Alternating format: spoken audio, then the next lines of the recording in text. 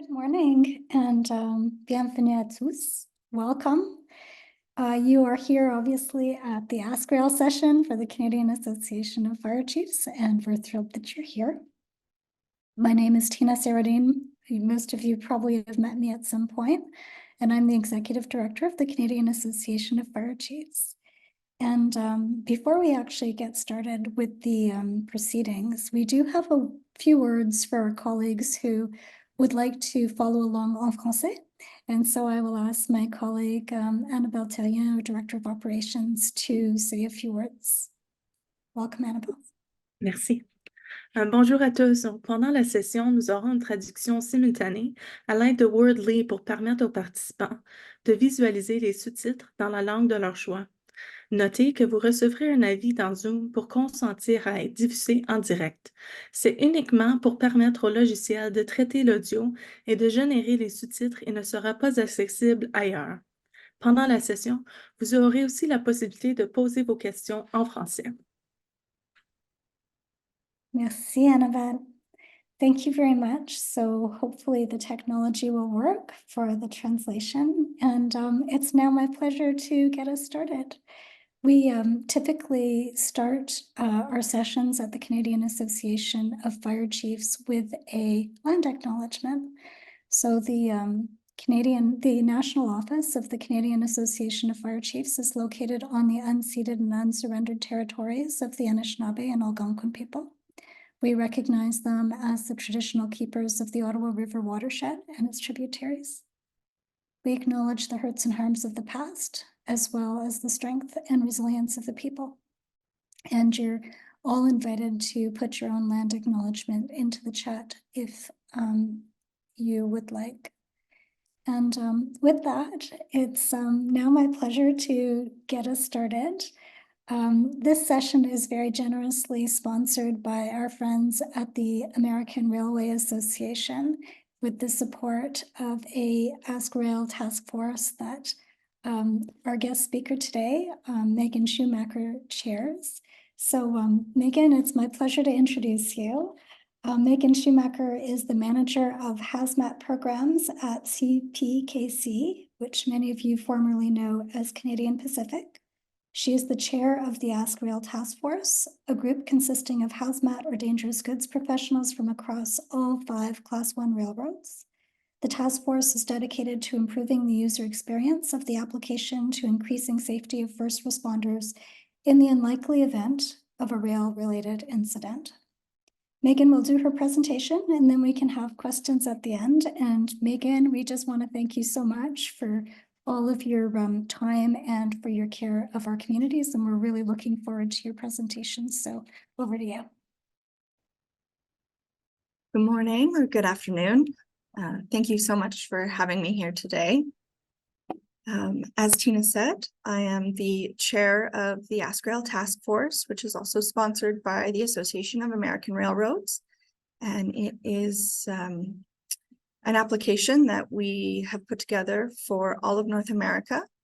And I'm very excited to share with you some of the abilities of the application today.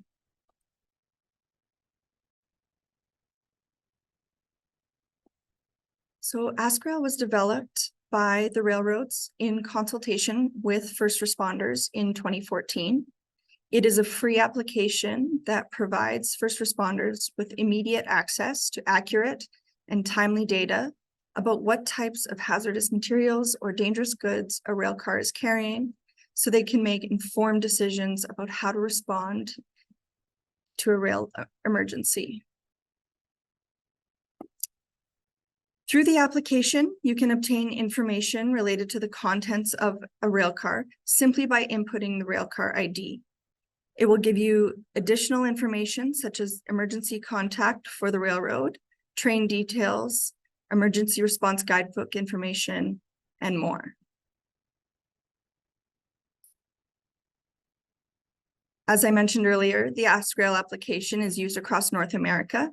Here in Canada, regulated commodities are referred to as dangerous goods and are governed by the Transportation of Dangerous Goods regulations. In the US, they're referred to as hazardous materials, for the Department of Transportation, and you may hear these terms interchangeably during this presentation.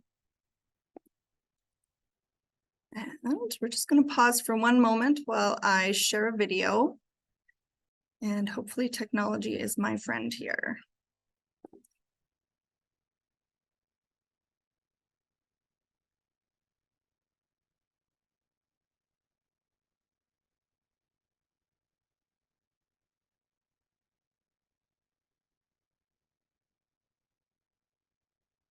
This year, railroads and TransCare work with government and industry partners to train tens of thousands of emergency responders to respond safely and quickly to hazardous material rail incidents. Greetings from Washington, D.C. I'm Andy Elkins, Director, Hazmat Compliance for the Association of American Railroads. In 2014, the AAR and our members created a program called AskRail. AskRail was developed so we could effectively transmit critical information to first responders that might be called to the scene of a railroad-related hazmat incident. To supplement those training efforts, the North American Class I railroads worked with the emergency response community to develop the free AskRail app. The app provides emergency responders across the United States, Canada, and Mexico with immediate access to accurate and timely data on the types of hazardous material a rail car is carrying, so they can make an informed decision on how to respond to the incident. Not only is AskRail meant for responding to a real-life emergency, it can also be used in everyday training, so a responder is prepped and ready should they need to use the app. This video That video was also sponsored, in addition to the American Association of Railroads, TransCare, as we are all partners with TransCare on both sides of the border.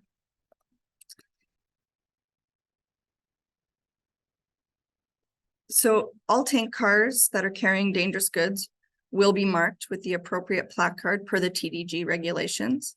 And it is one of the first things to look for when identifying hazards that might be present with a tank car.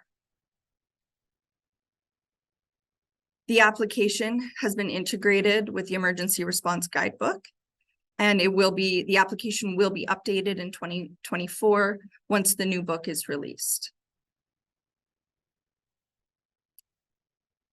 The application is a support tool, and at an incident, the first point of contact should always be the train crew. They will have a physical copy of the train consist, the document that describes the contents and makeup of a train.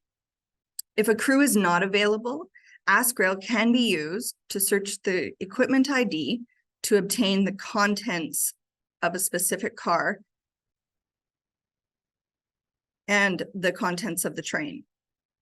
The isolation zones that are recommended by the ERG have been built into the application for initial precautionary measures. So each tank car has a sort of license plate, which is called the car ID. You'll be able to find it on all four sides of the car. For containers on rail, the car ID will also be associated with a flat car, and a number on the container should always be the ID used when searching in AskRail.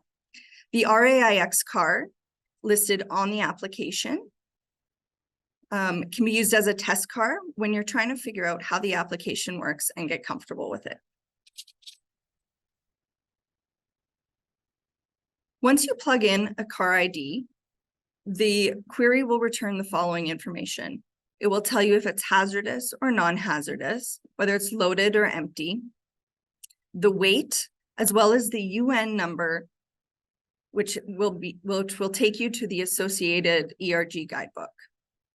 If you scroll down, you'll also see which railroad the car is traveling on, as well as the contact information for that road. Canutech and Chemtrex information are available as well. From the single car search, when you select the UN number, you'll receive this this menu, which gives you the ability to go directly to the ERG guidebook or the ERG isolation zone. A number of options, depending on the circumstances, will be made available to you, such as the spill size, whether it's day or night, if the material is on fire, and the unit of measure. From there, it will tell you whether it's 1,000 feet, 500 feet, or whatever the appropriate zone is. It will then show you exactly what that looks like on a map.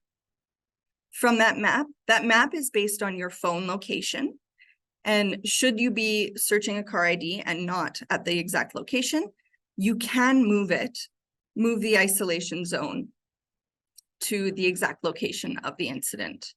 This is extremely handy for emergency communication centers that could be relaying the information to you on the ground.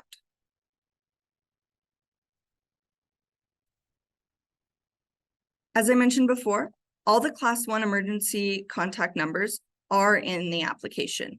If you need more information or would like to talk to a railroad first responder directly, you can click on the number and it will dial from your phone.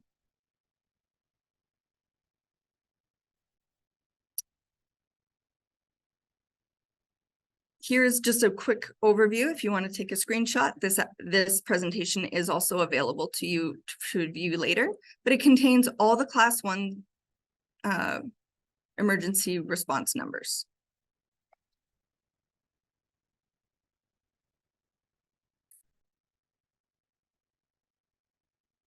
To view the entire contents of the train, once you've plugged in the initial car ID that you're looking at, you will see this View Train button in yellow to the right.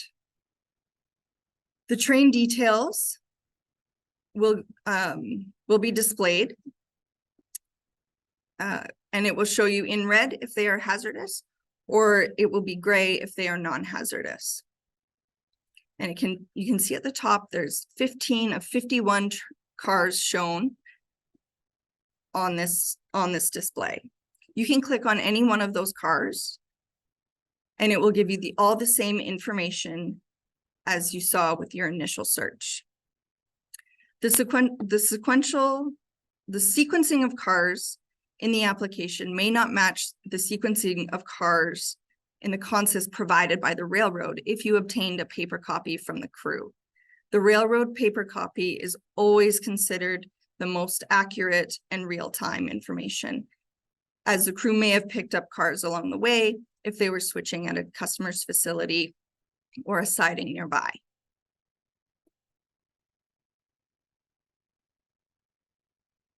Okay, now I am going to hopefully make technology my friend again, and we'll go over some testimonials we've received from the industry, and then I'll get into some common questions that we've received.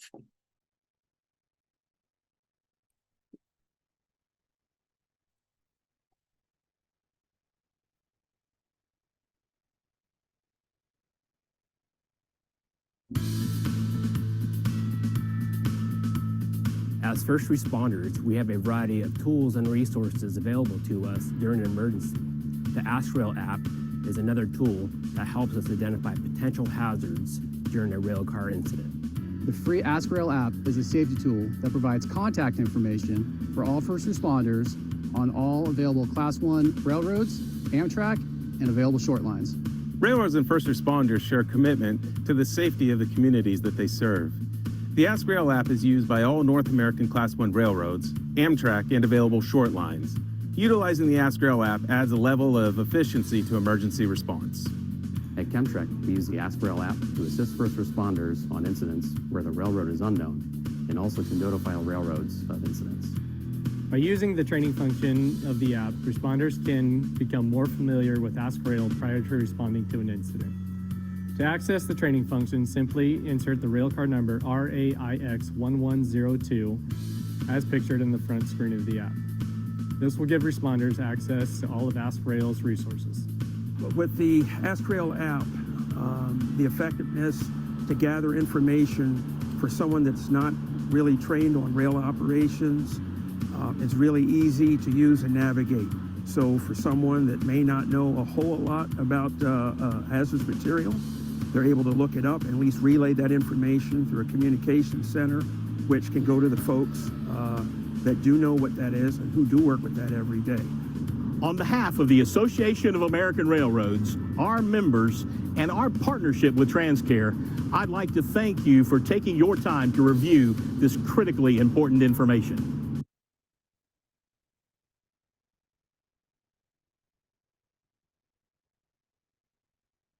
Okay. So as a member of the task force and a sponsoring Class 1 road, we get asked questions every day about the usability of the app or just various questions that come up to people that aren't familiar with the registration process or managing their account. So one of the most common questions we get is, my access has been approved by the railroad, but I'm still unable to do a car search. Once you've verified your email address, your request for access will go to a queue to your sponsoring railroad, whether it's CPKC or CN, or if you're sponsored by one of our American counterparts. If you click, once it's been approved and you've been notified, if you click the 3 dots in the top right corner and select your profile, if you scroll down to the bottom, you can sign the form. So using these toggles after reading the user license agreement, if you hit submit, you'll be able to start searching cars immediately. Another common question we get is when we have users that have a new phone. So do I have to go through the registration process again? You do not. Most accounts are set to a default device limit of 3, but you can download the application on your new phone and complete the sign-in process using your existing information. Once you've done that and verified, you can go to the profile and manage your devices, and you can disable your previous device. That will eliminate any risk of you maxing out your device count in the future. If you've reached your device limit and you're not sure what to do, you can contact your railroad immediately, and they'll be able to go in and adjust your device limit. Another common question is, I'm a volunteer firefighter with only a personal email address. Can I still register? Absolutely. We have created this application for all first responders, whether you're career or volunteer.